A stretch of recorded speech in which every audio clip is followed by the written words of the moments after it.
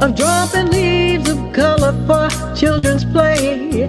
Then comes winter, dressed in snowy white flakes, and it's time for a holiday as we gather round the table and say, let's do it the family way and count our blessings as we serve plates. Good music's streaming all around, the children laughing way out loud. Yes, this is a holiday. Yes, this makes a holiday. I'm gonna.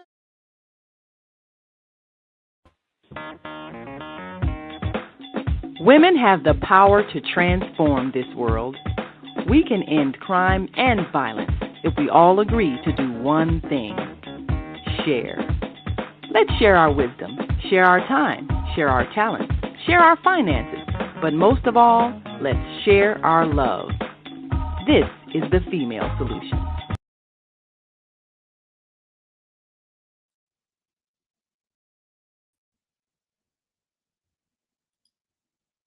Good morning. It is Friday, the day after Christmas, one of the biggest holidays in the year.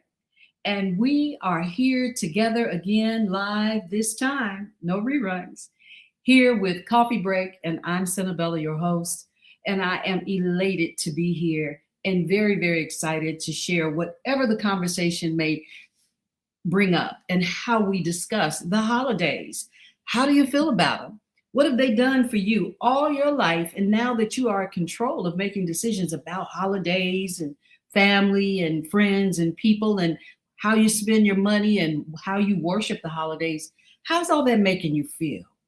Are you governed by your instinctual feelings or your legacy that you've inherited for how you celebrate? And why are you celebrating? And how's that celebration working out today, given so many things that are going on around the world that are making us take a closer look at ourselves as to who we are as people? And how is that influencing the feel good of who you are in your life? Well, I'm talking to you here today, and I'm looking forward to hearing from you, sharing with me your thoughts, how things have worked out for you, and how that's going to transform you into, say, the future better person that we seem to be going towards. Like, what are your real, true desires to see the future best of this world? And how do you see yourself in it? And how do holidays help to reflect on your truths or values or things that you've grown into? Hey, everybody, how's my coffee breakers? I see people are in the room. Thank you so much. Don't forget to comment and post, because I'm going to be listening to everything you have to say. Everything. So those things that you say are the things that I want to discuss. For me, and I'm just going to get into it as we go through it, the holidays have always been kind of difficult because I came from a really, really large family. And when you come from a really large family, what it means is that there is less gifts and more of recognition. And the recognition often was around a spiritual recognition. So how does that spiritual recognition still work out for you as you get older and you realize that you leave home and now all of a sudden you're struck with this reality? Wow, I get to decide on whether I want to buy gifts or not. I get to decide on whether or not those gifts have meaning in which I give them out to other people. And I also get to have feelings about not receiving gifts. And that's a big deal. That's a really big deal. Because I also came up not having a lot of birthday parties. And really, when you stop to think about when you're celebrating, what that means, well, in my family, if you got birthday presents, that was like a big deal. And I remember having one birthday present the whole time when I was growing up, and that was on my birthday. And so on my birthday, my mother, in my 13th-year birthday, my mother brought me a bike. She bought me a bike. The biggest thing in the world. It was like, oh my God, I can't believe I have a bike. And it was the bike with the polo bars, and it was blue, and it had a bow on it. And I was shocked. I'm like, what made this here so special that I ended up having finally to get a gift?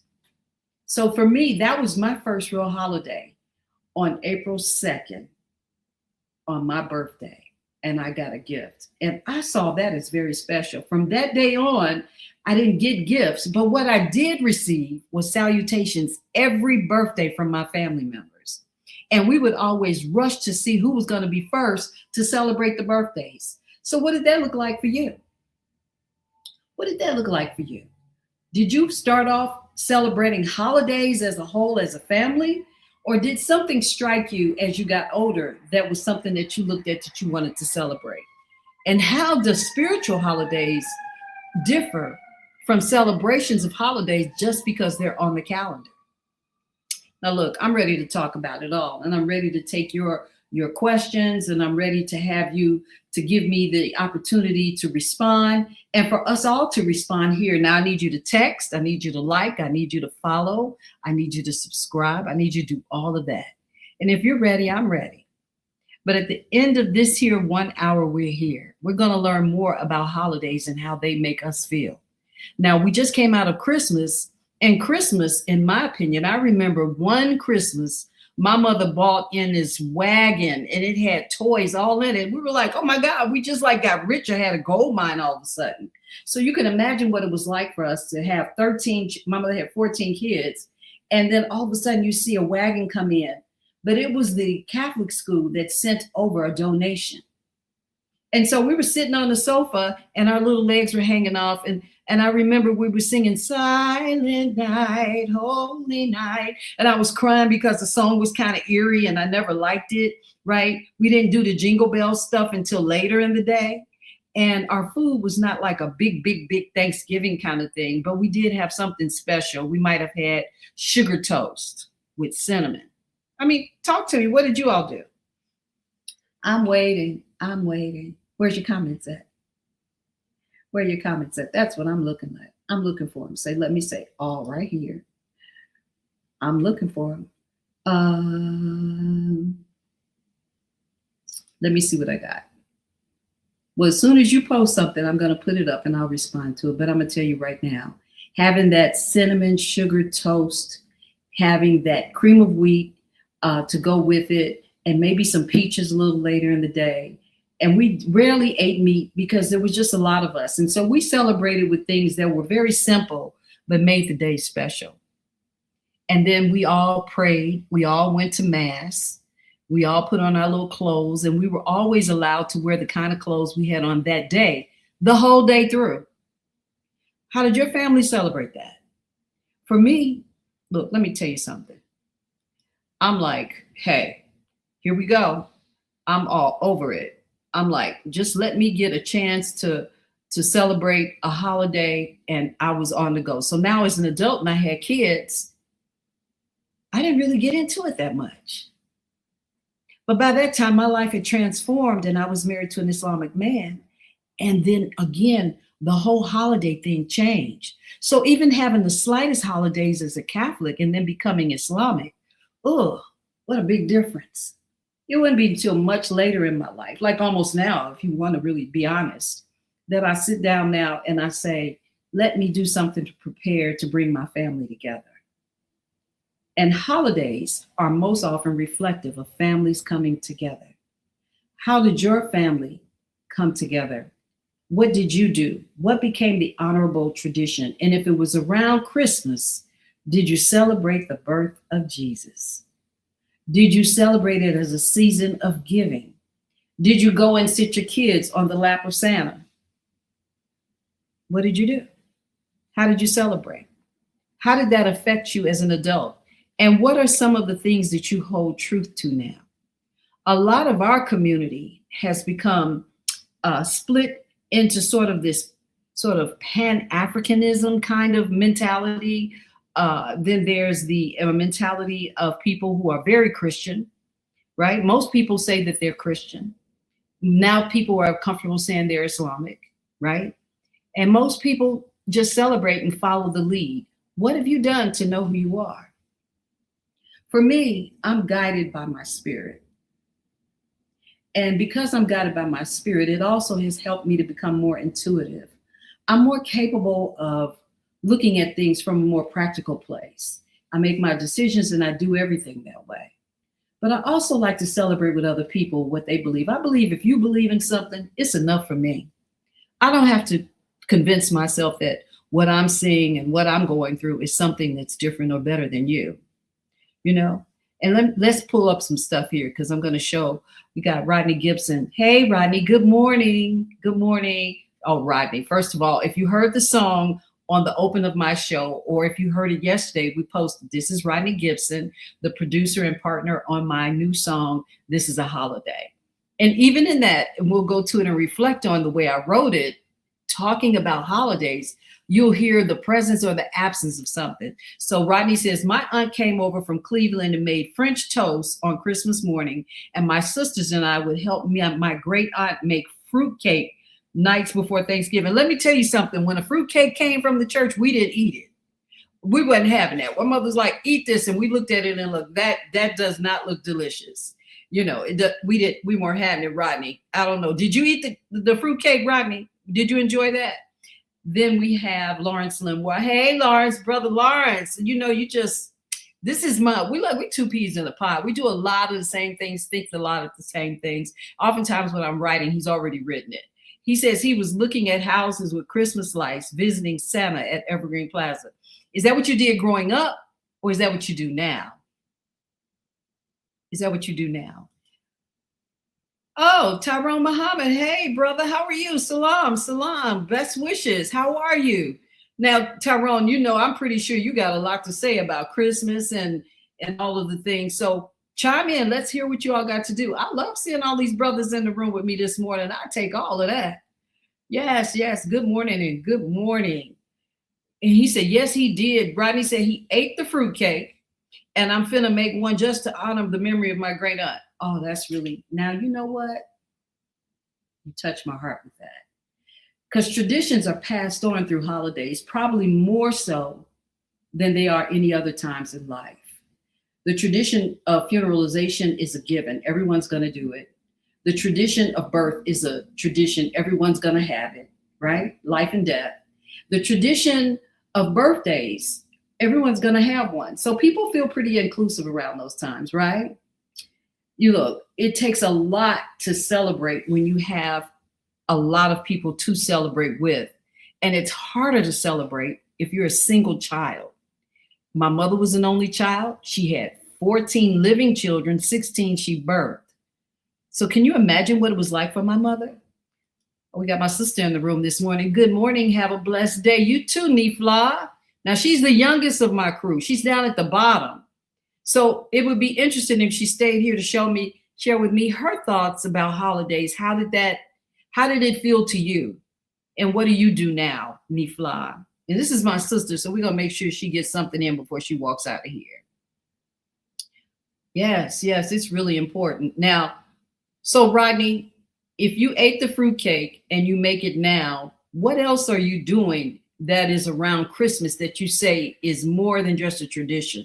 Is it spiritual for you or what? Oh, that's my cats. That's my cats. The 13th. What's the 13th? Oh, of course she's the 13th child. Hey, you're the 13th, but you're really like the 15th child because mommy had 16, but you're the 13th living child. Look, I keep hearing my cats run around hissing, so I don't want you to think anything's falling apart. It's going crazy over here. Anyway, I want to talk about holidays because they're important, because they're shaping who we are. We live in America. Holidays are not really the holidays that we think they are. They have been turned into a sort of a way of creating economics in America. And the rich are richer because of the holidays.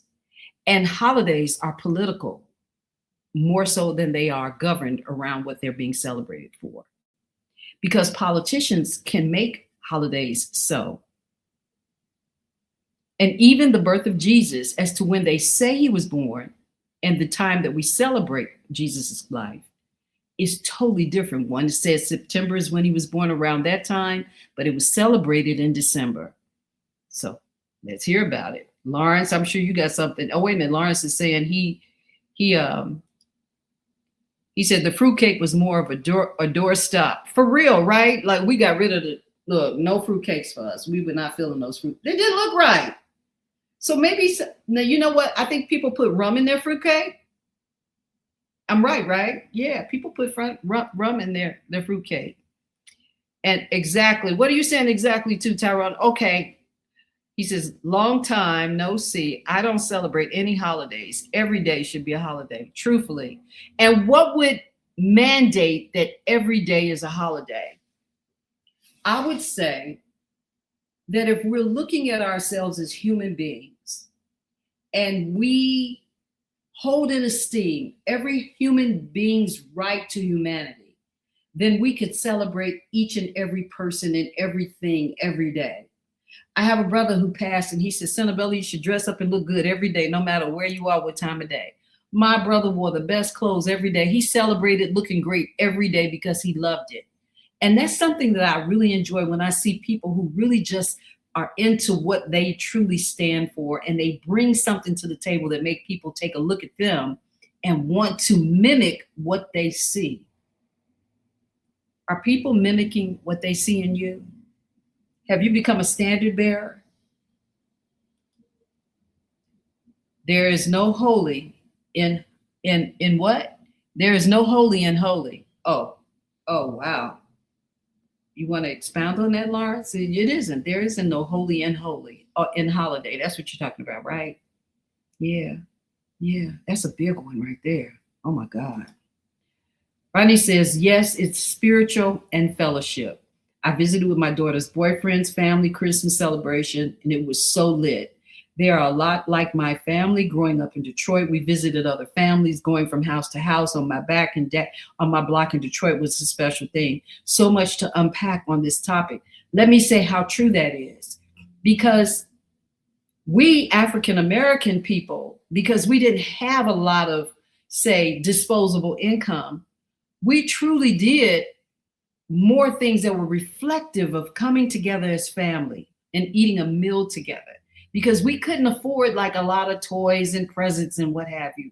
But we really knew our neighbors and we celebrated with our neighbors. We could hear the music and smell the food and be a part of it. And it lifted our spirits. It gave us a sense of community. And I want to expound on that for a minute, because where I live now is a multi-unit building. And not having really lived in a multi-unit building except for one time before moving here, which only had one neighbor next door to me. And it was like 100 and something apartments, and there was only 2 people per floor. But here, there's 20 people per floor. And because it's a mixed median income, and it's a beautiful place, no doubt, but mixed median income, that means you get to see every kind of person get up and go to work in the morning. Every kind of mother and father take their kids to the bus, go downstairs and leave 5, 6, and 7 in the morning. Because of where I sit, I can see it all. But having come here, what it did for me is elevated my consciousness about how families actually work around holidays.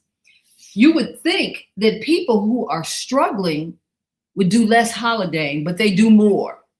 And I promise you, because I wasn't really into holidays like that, when I got here, I found myself on Easter by myself, on the 4th of July by myself, on Memorial Day by myself. They got up and got out of here, and they went to the parks, and they went to out of town, like you're saying, Rodney, and they celebrated with their friends. I'm like, oh, hell, what's wrong with me? How am I so lost in this equation? Because it isn't about the income. For African Americans, and say most people who celebrate, it's about coming together as family. So I guess, Lawrence, that's the holy in it, right? And you said we celebrate the birth of life and life of Jesus by applying the principles and values he demonstrated daily. I agree. And every religious denomination or every spirit thought should be governed around applying principles of human morality. And that's one of the reasons I do love the story of Jesus, because I love that he was about love, right? And today I kind of feel like I'm that love chick. Everything to me is about love. So I'm putting love into everything I do, from the way that I look at a person. In fact, living here, I've learned to speak and talk to more people than I ever thought I would in life. Hey, Miss Bella, whatever. My sister says holidays are for memories coming together as a family. It's essential because it helps you to survive. You're right, Nifla. It does. It helps you to overcome. It's like you get that moment when your family shows up and you have reason. It's so totally different than just giving gifts. But do you give gifts? And if you don't give gifts, how do you feel about it? How about that? And hey, Robert Yarborough, you're here. Good day, brother. Good day. Good to see you. He says, even though the holiday thing is questionable, we can use Love Wave during that time to connect to the one God. Yes, we can, Robert. We could do that. And speaking of that, I'm going to go to a break shortly, and we're going to talk more about the Love Wave. Thank you for sharing that, Robert. I love that. It's good to see your face. Keep on talking to me. Nifla says she's creating tradition. That tradition, how often does it allow you to stretch that out over the rest of the year? If you're good at celebrating one holiday, does it become 12 months of the year? And how is it reflective in how you treat one another and hold each other in esteem? Because another thing that I'm kind of concerned about is that people talk about buying presents, but when it's time to be a present to a person,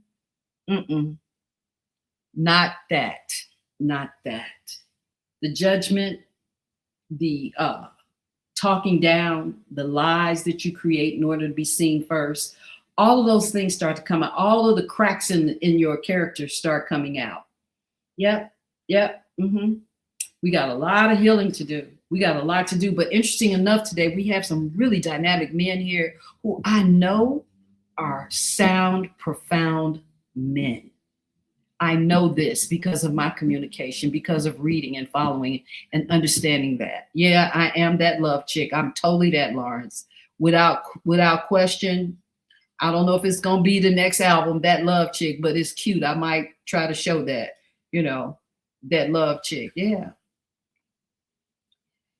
So Robert says, even though the holiday thing is questionable, we can use love, the Love Wave. So let me just take a minute and look at let me see what Brother Muhammad is saying. He says, no such thing as Jesus' birthday on Christmas. There's truth and there's falsehood. We should know the difference, people. I think people are becoming aware of it. But you know what? When a timestamp is a timestamp, if what you believe can be used in that timestamp, and you can create your own medium of how you feel and behave about stuff, because even Islam honors Jesus's life as a prophet. So I don't think it's about us rejecting whether the time is right, because it's a lot of false information out here, Tyrone. We'll be going day and night trying to figure out everything from Memorial's Day, you name it, everything. We'll be trying to do that all day. We could argue and fight about who invented what first, but how do we come together and agree on the humanity? Why don't we have a humanity year? A year of humanity, a whole year. I'm just saying. How about that?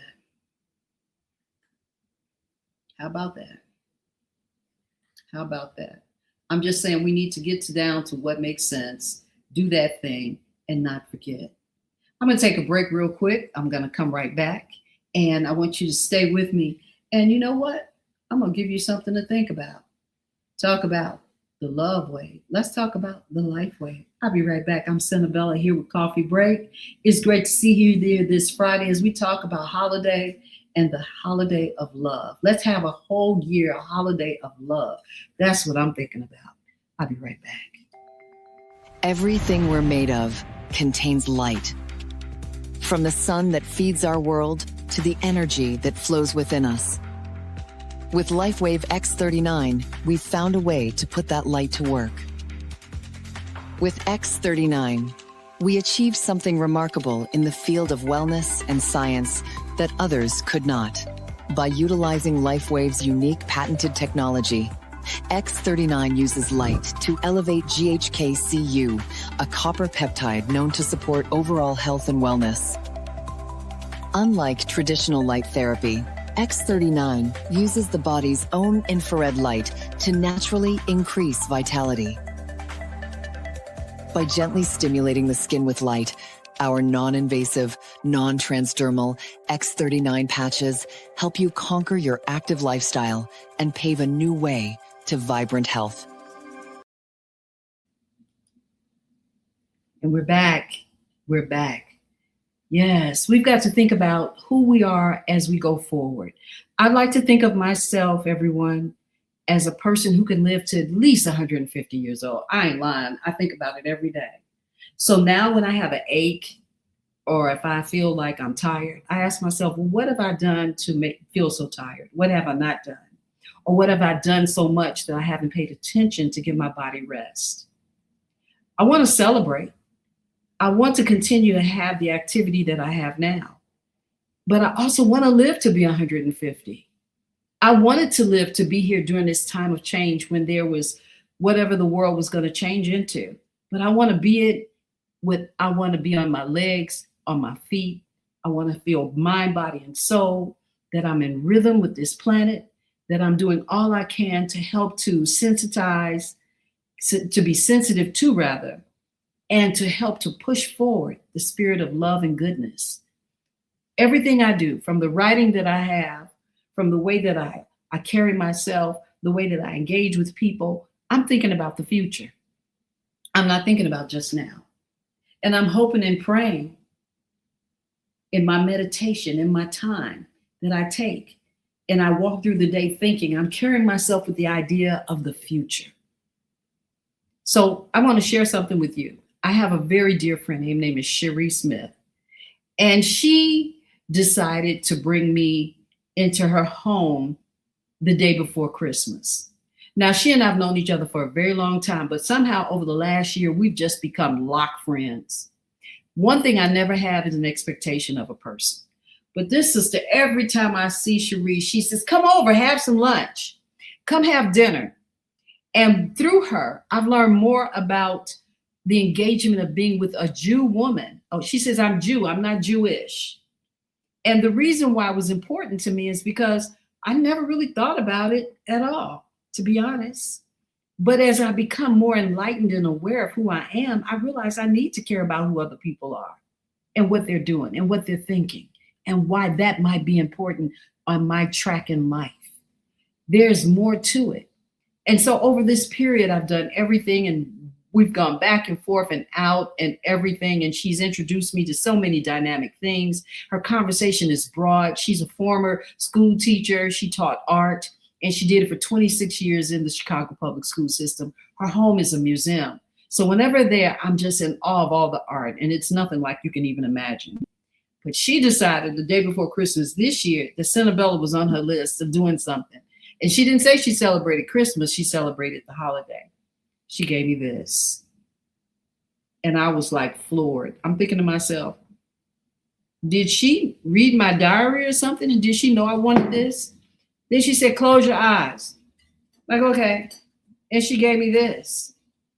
And I'm thinking, oh, she's just being cultural with me, right? That's what I was thinking. And then she kept making me put them down a certain kind of way in a formation. Then she gave me this one. And I'm like, what is this all about?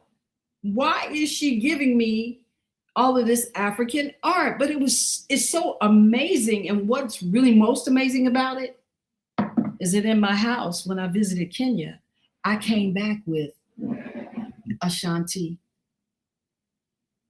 artwork, but she gave these to me. And it meant so much because we're in the spirit of talking about consciousness, human awareness.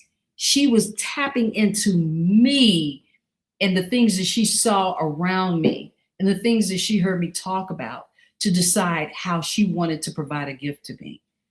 Now, let me tell you why that's so important. Because that when we decide we want to know people, what they know, what they care about becomes important to us.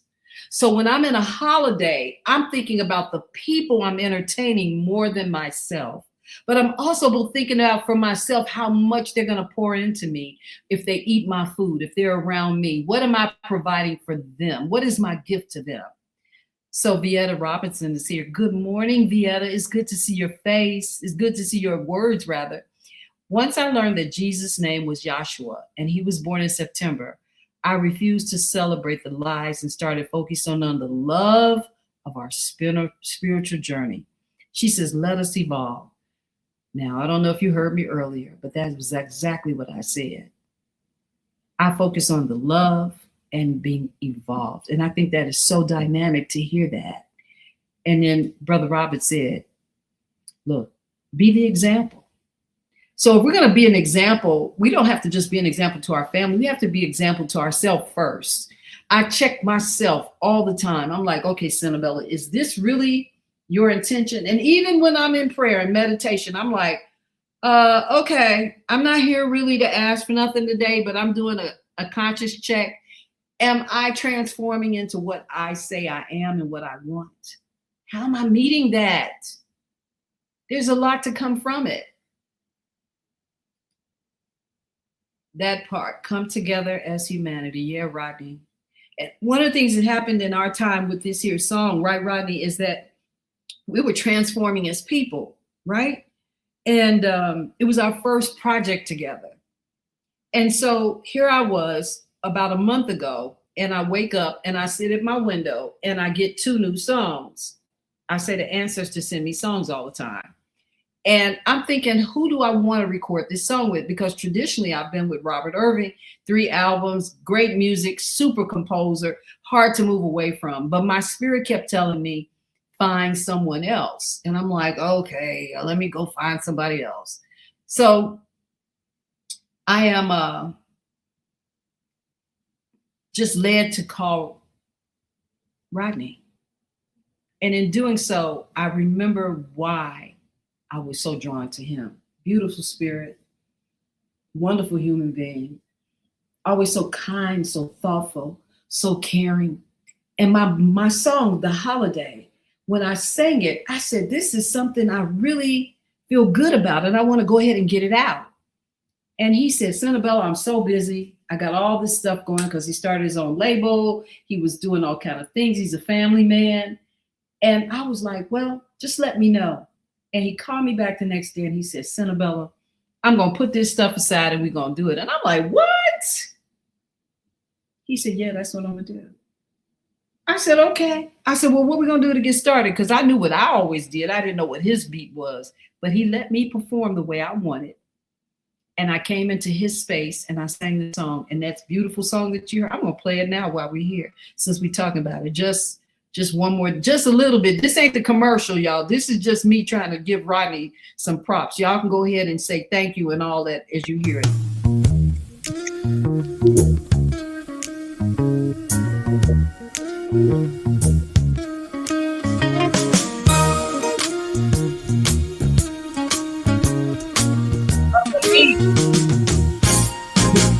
The season is changing and people are moving all around. The colors of autumn as leaves fall on the ground. I'm gonna miss those sunny days. And oh, how autumn has its ways of dropping leaves of color for children's play. Then comes winter dressed in snowy white flakes.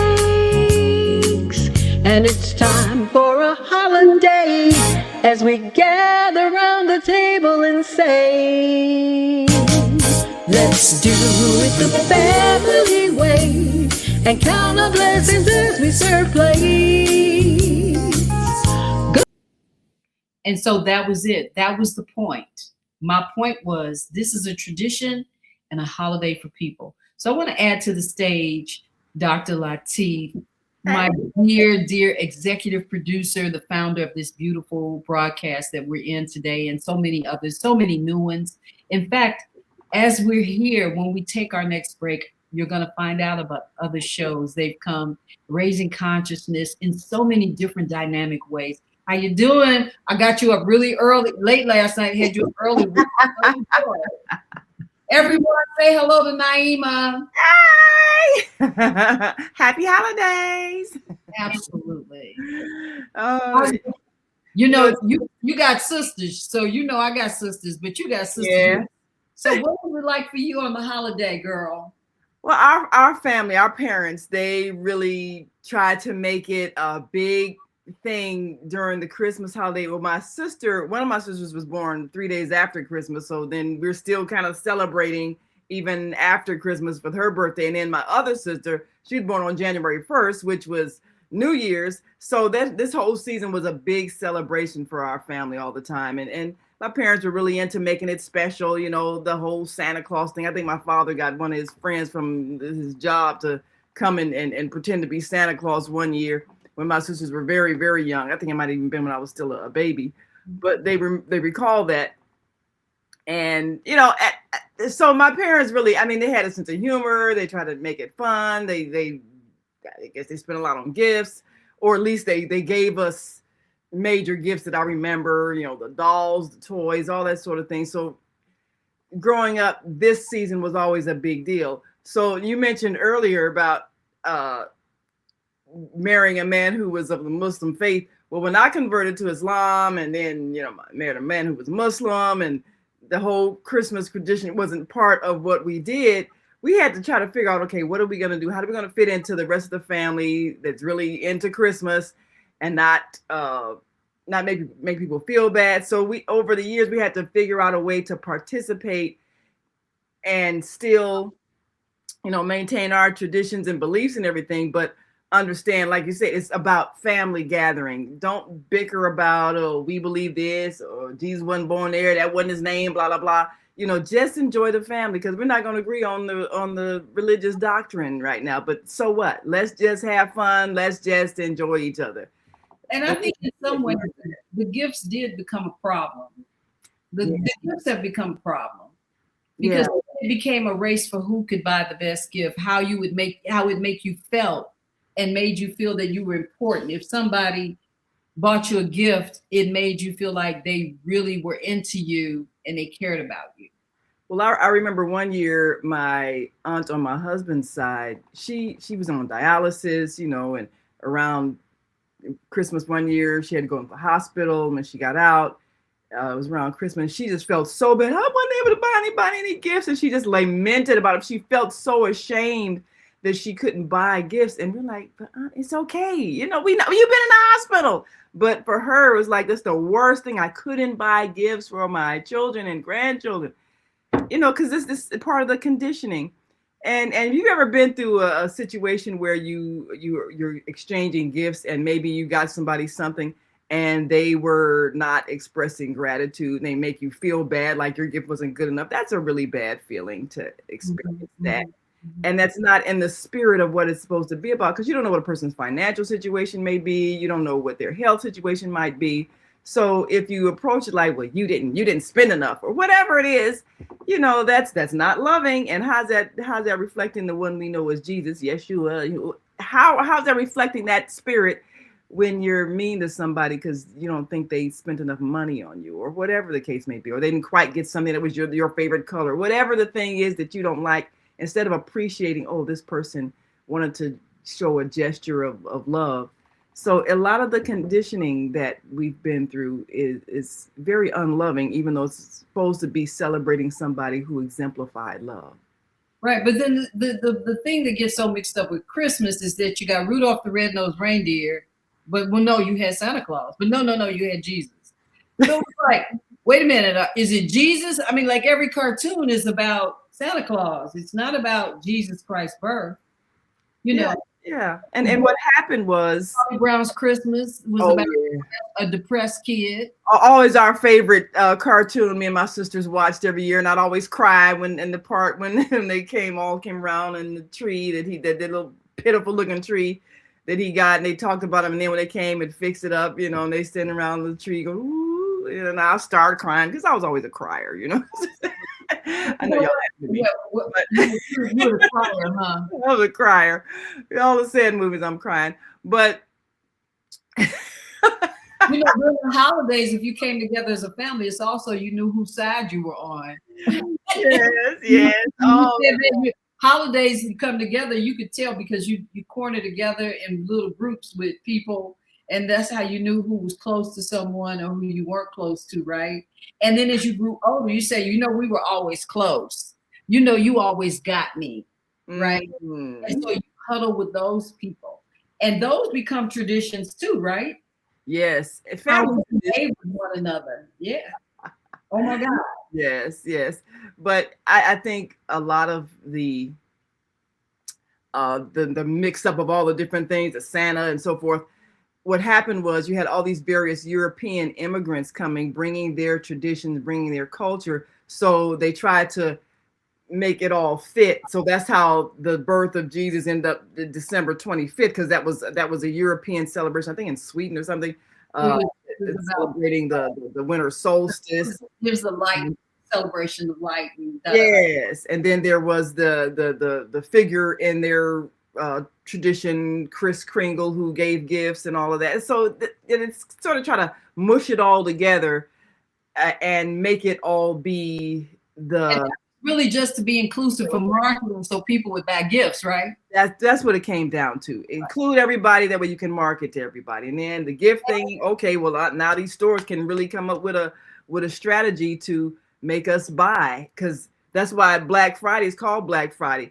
Companies operate in the red all year, but on that Christmas buying day after Thanksgiving, they finally get in the black. So that's why it's called Black Friday. Yeah.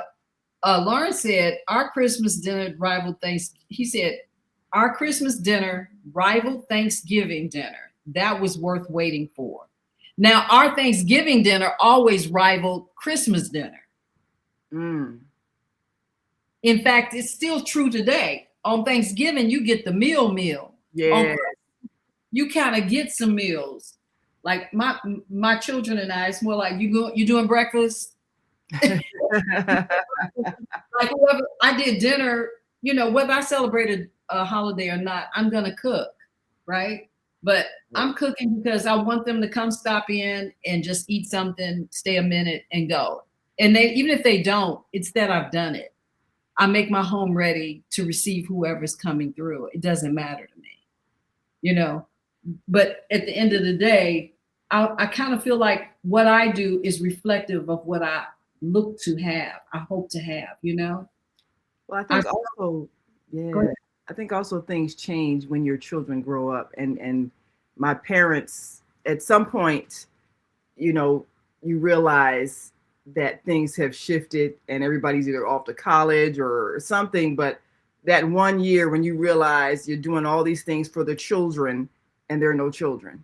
Mm-hmm, And I think that's when families realize a lot of the things that they did, the decorations, the food, and all that stuff was for the children. And then there's that moment when you realize everyone has left the house and you don't have any children anymore. And then, some years later, you come back and you maybe got grandchildren and you start that whole cycle all over again with planning the decorations for the children and the gifts and the toys and all of that. But there is a certain amount of social pressure. And you mentioned the finances. There's a certain amount of social pressure to function financially. And so people who are going through difficulties, and I've had a lot of friends talk about how they were made to feel ashamed when they didn't get new things for Christmas. And they go back to school and everybody's showing off their new things and they didn't have any because their family didn't have money. That part, what you're talking about now is what I really was thinking of when I decided to have this conversation. It's how gift giving framed how we saw ourselves and where we were on the ladder of economics. Yes. And what kind of car we would drive, what kind of place, how we kept, everything was about that. It stopped being about the example of how I love my neighbors, how I love my family, right? Or how I'm going to prepare away from my parents if they get older, or my uncle being in the hospital. Gifting has corrupted the essence of love. I'm just going to say it. We all need to take a gift break. I definitely agree that the spirit behind the gifting has been corrupted because people are, as you have pointed out, are placed into categories and hierarchies based on how much money they're able to spend or how much something costs, or their clothing, how much they're able to afford designer clothing, which is ridiculous in itself. But we've been conditioned, and so our giving is not based on us desiring the well-being of a person, or us thinking about something that they need that we can give them and make their life easier. It's based on status. And where's the love when you decide that someone is of lower status because they don't have money? So we're on part 2 of a 6-part series we're doing every second and fourth Wednesday evening, called Service, and we're actually introducing a whole new economic system for those who have friends and family who are able to function in a way where there's love and trust, and you can live according to exchanging things, so that you're spending less money, but you're actually getting what you need.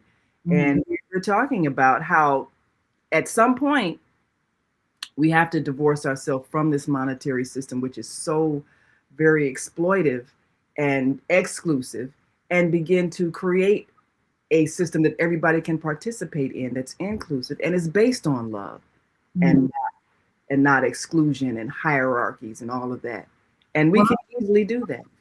Well, I'm going to say one of the things that I'm challenged with, but that I really enjoy now, is seeing what kind of promotions are around me. And here, one of the things I was sharing with you last night, I really love some of the promotions that are here, because they are speaking to a higher consciousness. And speaking of higher consciousness, let's take a little short break before we come back in conversation and visit a couple of our great new hosts here at the Female Solution. Hang out with us a little bit more, learn something about the rest of the hours that go on here at the Female Solution after watching this. Welcome to Master Force with Mushim Suit. Join us each week on Thursdays at 7 a.m. Central, live on Facebook and YouTube on the Female Solution page, as we dive into powerful topics designed to assist you in mastering your life force. Our conversations feature a diverse lineup of experts, all dedicated to your growth. Tune in weekly to discover new ways to elevate your spirit and raise your vibration. And remember, we are ascending. Leaders of nonprofits empowering worlds. Let's go. And I would like to just say that higher consciousness is important. It is, in fact, every human being that I listen to, talk with, or become aware of are all seeking some higher consciousness, even when they're still governed in this sort of little thin frame of how they see humanity. They're trying to find their highest selves, right? What is my highest self? How can I be at the peak of the best of me? Even if it's for my whiteism or my blackism or my Latinism, or whatever that is, people are really trying to find that source so that they can become the best human being, prepared for whatever line they're going to fit in. Yes. People are really trying to find it. Like, I don't know if I should divorce this whole white thing. I don't know if I should divorce this whole black thing. I don't know if I want to be in the Asian thing, but I want to be a human thing.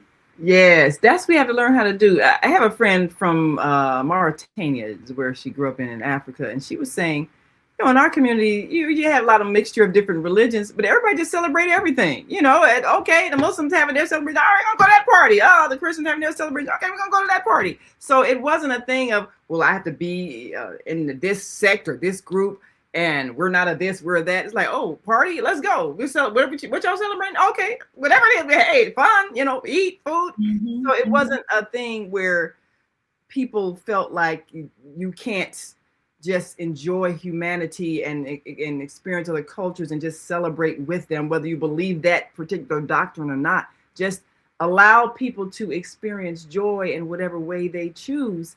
That's what we have to get to, because this has been, the Kwanzaa situation. We're going to go to Kwanzaa season, and I know with all of that, but it's a joy thing, like you said. It's a joy thing, but some Black people feeling like, well, we shouldn't be celebrating Christmas. We should be doing Kwanzaa, and make you feel bad if you're into Christmas.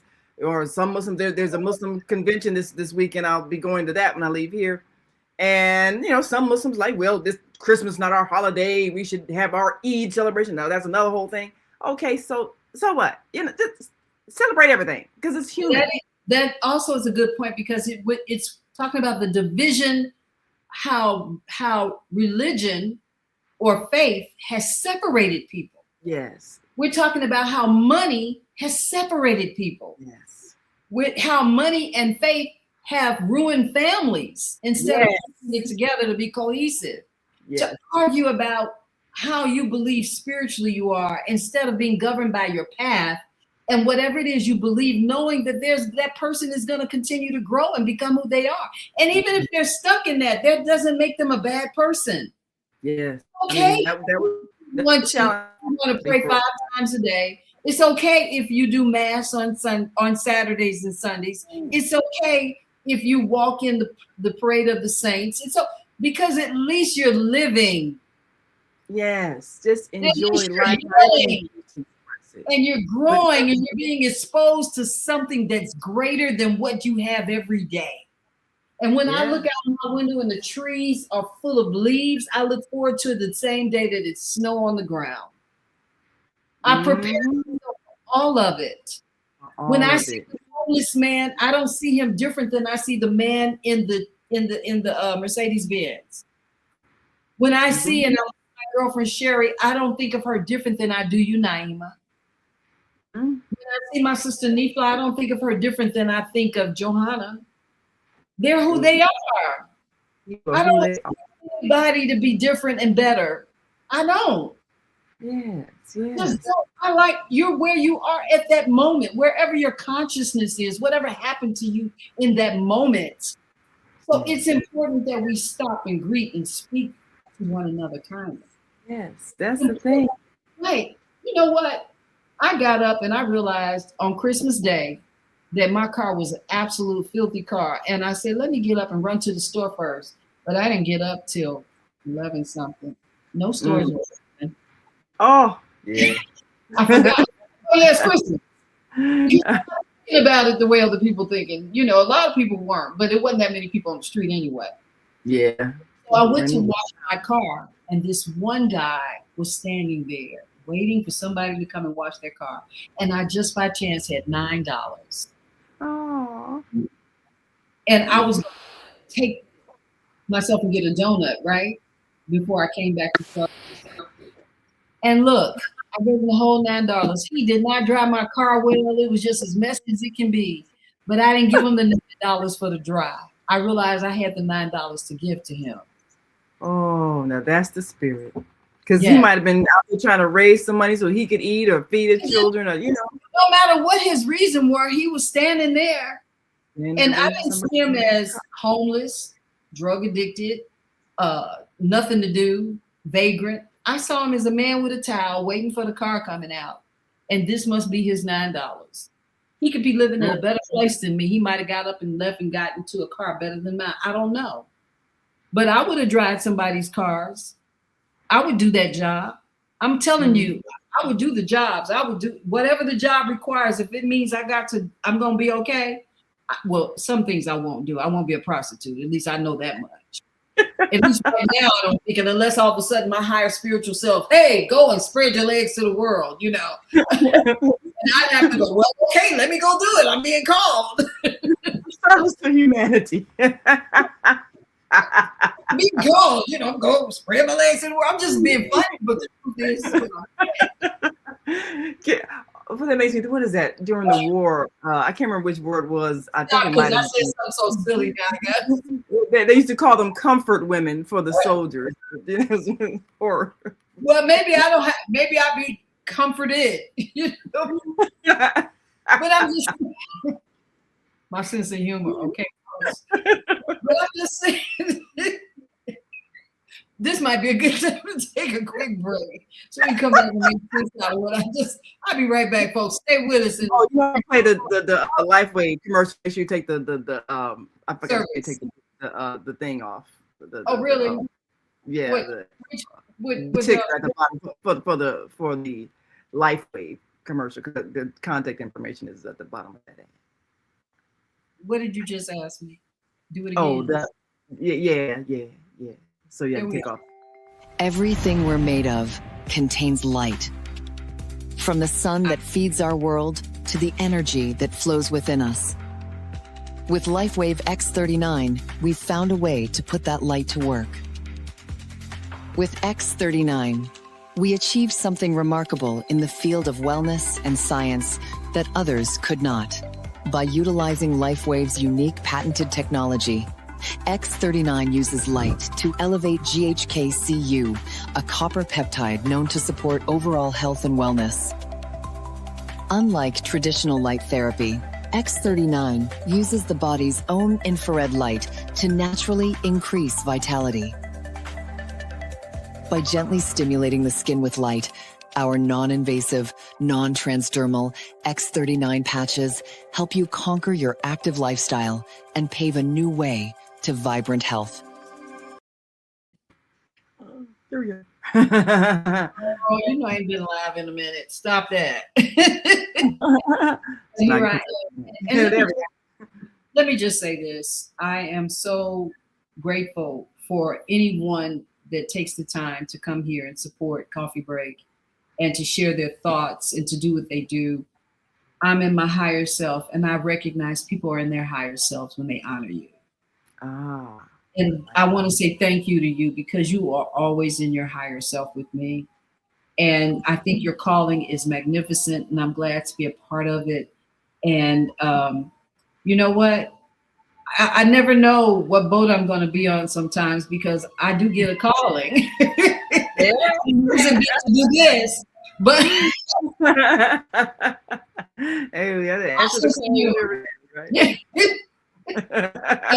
but it has been to just find my place in the world, my voice in the world, and to give what I think that will raise the higher consciousness of love and how it can reflect upon us in a way that's meaningful, and that the process of our days are lighter because we know we're in kind with other people.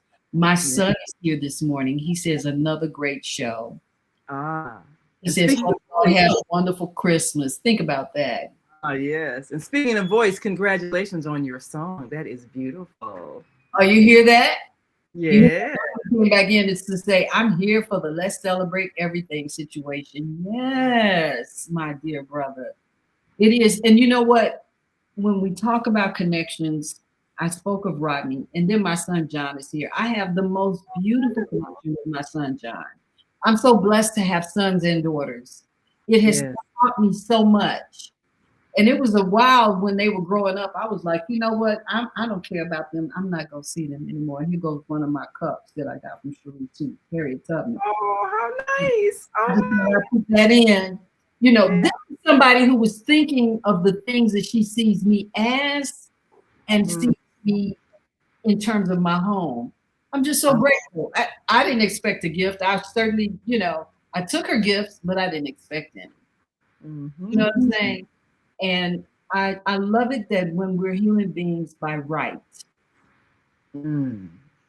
human by right, our human rights are in place for us to become exalted, that we can grow, elevated, right? That we are challenged to always find something to be greater at. Yeah. These days, I'm greater at so many things that I don't like.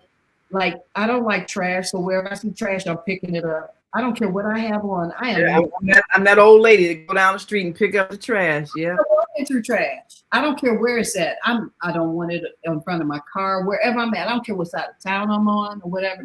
Yeah, I'm also committed to the idea if I see someone needing something, I'm going to help them get in a car, walk through a door, whatever I can do.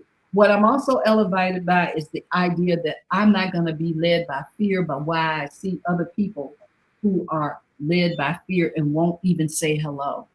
I'm educated that my voice, my ideas, and the things that I feel inside of me are so fruitful that they can be used like a recipe when spirit meets spirit. Yeah. I'm about to get on. I'm about to get on my box as we come out of the end of this show. And I want to give you a minute to talk about elevation. What are you elevated by? So I gotta go because you're my boss at the same time. See. Oh, I'm a partner. That's how I get all of my wonderful right. team. You haven't been a boss. You have been an absolute great partner. I agree. So what is your elevation? What elevates you? The understanding that we truly are of the one mind of creation that we call God. We're all expressions of that one. And so everybody that I see is a part of me. And when I can give love to people, whether I know them or don't know them, and receive it back, that's my elevation. Thank you so much. Look, we didn't have enough time. Thank you. I start off rambling and I end up getting to the point, as always we do. An hour is never enough. It's all the point. It's all the point. And when you feel like you're out of time, then that just makes people hungry for more and they can't wait to see you the next time. Right. So that's it. We need to have a little bit more than one day of a coffee break. But until we do, thank you for coming. Thank you for joining Coffee Break, the Female Solution Supported. Go to the Female Solution page on Facebook, on YouTube, and like, share, follow, and subscribe. And keep this activity going so we all can continue to grow and share our messages. And if you're interested in doing a show, this is the sitting right here, Dr. Naima Latif. She'll take an email from you. She'll take a call and give a consideration to what your topic might be to help elevate. And it may be called the female solution, but we also need that male solution. So join us here. Take care. God bless. Godspeed, everyone.